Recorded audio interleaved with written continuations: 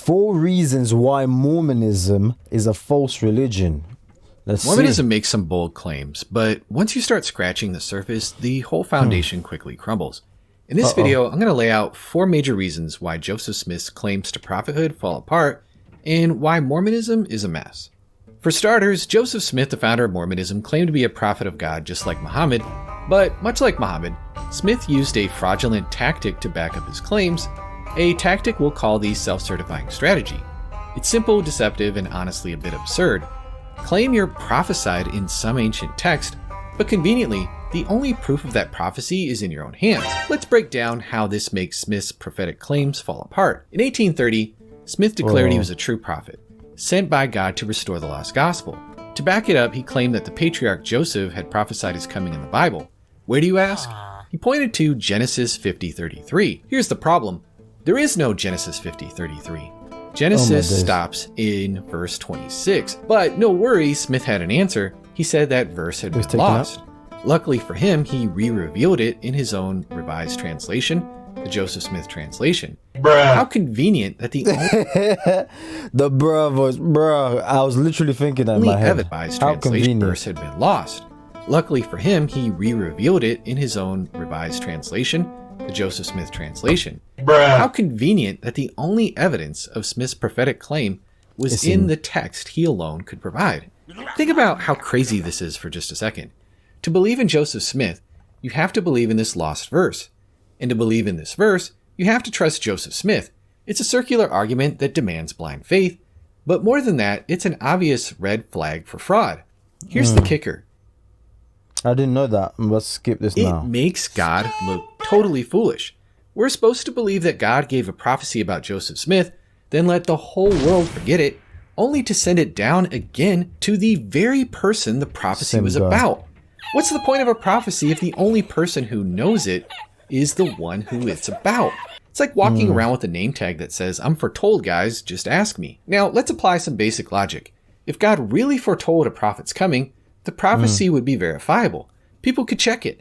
God wouldn't let the prophecy vanish, only to re-reveal it to the person it's supposed to be about. That's absurd.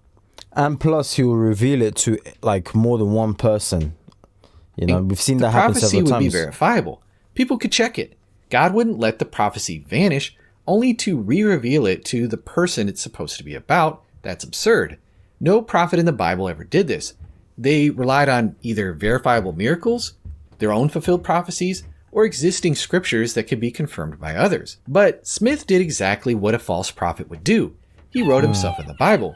And here's the thing. Most Mormons would rightly reject Muhammad because he did the exact same thing in the Quran. Look at Surah 61:6.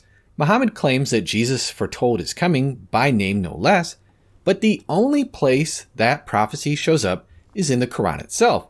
No historical source backs it up. It's basically Muhammad's "trust me, bro." Think about it. If Mormons reject Muhammad as a false prophet for using the self-certifying strategy, they should reject Joseph Smith for the same reason. Both men created a prophecy about themselves that was conveniently lost until God supposedly gave it to them again. But that's not how real prophecy works. Speaking of prophecies, one of the clearest examples of Joseph Smith's failed prophecies comes from a revelation he claimed to receive on September of 1832. In Doctrine and Covenants, section 84, Smith declared that a temple would be built in Independence, Missouri, the future New Jerusalem. According to this revelation, the temple would be constructed within the lifetime of the generation alive at that time. For verily this generation shall not pass away until an house shall be built unto the Lord, and a cloud shall rest upon it, which cloud shall even the glory of the Lord, which shall fill his house. Smith's prophecy was super specific. A temple would be built in that very spot, and it would happen within the lifetime of those alive in 1832. Here's the problem. That temple has never been built. Nearly 2 centuries have passed, and the temple lot in Independence, Missouri still remains empty. Moses warned us about false prophets in Deuteronomy 18:22. When a prophet speaks in the name of the Lord, if the thing does not happen or come to pass, that is the thing which the Lord has not spoken. Smith's failed prophecy about the Missouri temple is exactly what Moses was talking about, a clear sign of a false prophet. You might argue that there are other reasons to trust Smith. After all, he claimed to have found the golden plates and miraculously translated them using the Urim and Thummim. Surely that proves his prophetic gift, right? Well, not so fast. No. Perhaps the biggest apologetic nightmare for Mormons is the Book of Abraham, a supposed translation by Joseph Smith. In 1835, Smith purchased some ancient Egyptian papyri from a traveling exhibition. At that time, no one could read ancient Egyptian. This was before the Rosetta Stone was properly deciphered. So Smith confidently claimed that the papyri he bought contained the writings of none other than the patriarch Abraham. Soon he released the Book of Abraham, and it was quickly canonized in the Pearl of Great Price, a central text in Mormon scripture.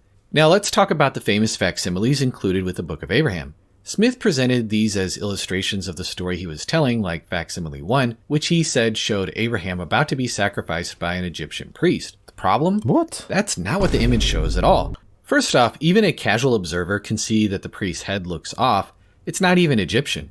Turns out, when the original papyrus was rediscovered, experts confirmed that Smith added those details himself. The real image is a common Egyptian scene showing the god Anubis resurrecting Osiris on a lion couch. The knife and human head, Smith included, totally invented. But it gets even worse. The actual Egyptian text on the papyri is now easily translatable, and it has absolutely nothing to do with Abraham. Abraham's name isn't even mentioned in the text.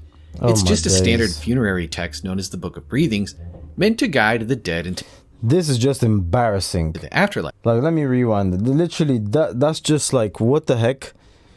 We're discovering this right now because, as I said, apart from Christianity, why am I going to sit there and study some other religion? I'm not even in it for religion. It's about building a relationship with Christ.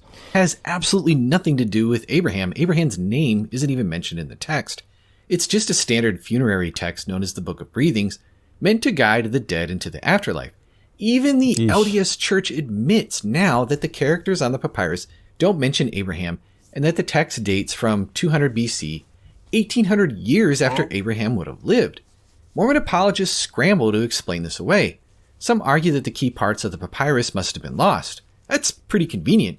Others say that Smith reinterpreted through revelation the Osiris scene to fit Abraham's story, but this is just pure speculation with no historical support. The reality is, the Book of Abraham is based on nothing more than Smith's imagination. And here's the thing, no Jews, Egyptians, or early Christians ever mentioned any Book of Abraham. If there was any book by such great of a patriarch, you'd halfway expect to hear something. Now, Mormons might point to the 11 witnesses who signed affidavits saying that they saw the gold plates. And yes, 3 of those men even claim to have seen the angel Moroni. That's pretty impressive on the surface, but let's take a closer look. Even if several people saw the gold plates, that says nothing about whether those plates contain divine truth. The real issue isn't about the existence of the plates, it's about the content. Were they truly revealed by God? Of that, we have little evidence. In light of the Book of Abraham fiasco, Joseph Smith's miraculous translation skills are in serious doubt. If he could invent a text based on common Egyptian funerary scrolls, how can we trust his claims about the plates? Not forget that the accounts from these witnesses are also extremely vague. There's very little detail about the appearance of Moroni or what these men's experiences were actually like. Compare this to the eyewitnesses of Jesus' resurrection. In the case of Jesus, his disciples didn't just have a quick... Wait, is that a do-rag? Is the guy on the left, this guy wearing it looked like a do-rag, to be honest with you. But then I'm assuming this is like a Catholic, priest kind of thing. But the drawing is funny. Of Jesus' resurrection. In the case of Jesus, his disciples didn't just have a quick, mysterious encounter. They touched him. They ate with him. They held conversations. They spent time with him for 40 days before watching him ascend into heaven. Their experiences were concrete and spread out over time. So while the affidavits of Smith's witnesses might seem compelling at first, they really don't tell us much about the truth of the Book of Mormon, and the Book of Abraham gives us some serious reasons to question Smith's so-called prophetic gifts. Subjective feelings of the Spirit's supposed witness might feel convincing, but they just can't override the overwhelming evidence against Joseph Smith's prophetic claims. To my Mormon listeners, I've just scratched the surface here. I urge you to dig into the evidence that I presented in this video. Research yourself. Let's see what the comment section is saying. As an ex-Muslim turned Christian, the similarities between Smith and Muhammad are insane. I used to laugh when people called Mormonism white Islam. Wow, I didn't know. Is that what they call it? Okay, white Islam, when all along they weren't lying. Wow. and 2.9k likes. Goodness me. Actually, Joseph Smith and Muhammad were both mentioned in the Bible. What is this guy talking about? I've never seen Muhammad mentioned in the Bible. Well, let me finish reading anyways. Joseph Smith and Muhammad were both mentioned in the Bible in the part of Matthew 24 talking about how many false prophets... Okay. False prophets will come after him and during the end times. Okay, fair play. I was going to say, why does it have 600 and something likes? And now I see why. Smarty little pants over here, okay? All right, the fourth tire. Okay, cool. You know what? You guys let me know your thoughts in the comment section down below. Like, share, subscribe, and link for Patreon is there for all the private videos that social media likes to take down. All right, I'll catch you guys on the next one. God bless you.